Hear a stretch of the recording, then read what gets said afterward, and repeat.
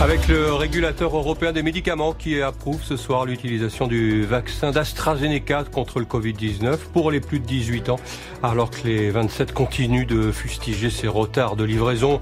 En France, la Haute Autorité de Santé ne rendra pas son avis avant lundi prochain. Les experts allemands, eux, campent sur leur refus d'autoriser ce vaccin AstraZeneca à partir de l'âge de 65 ans. Jean Castex devrait annoncer d'ici quelques minutes, dans la soirée en tout cas, de nouvelles mesures anti-Covid depuis l'Elysée, après un conseil de défense sanitaire qui s'est tenu à partir de 18h pour faire le point sur l'impact du couvre-feu. Intervention à suivre en direct sur France Info. La situation devient critique en Espagne sur le front des vaccins, où certaines régions ont dû ralentir leur campagne de vaccination, voire comme à Madrid, arrêter d'injecter les premières doses.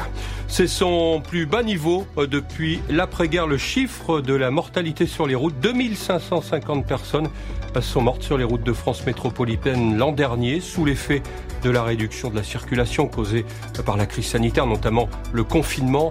Le nombre annuel de décès n'était auparavant jamais passé sous la barre symbolique des 3000.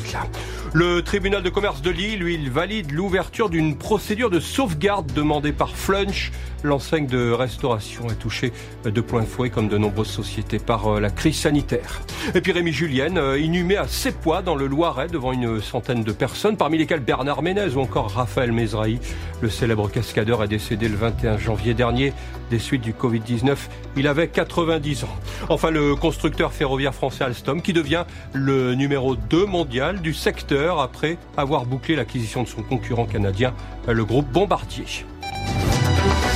France Info.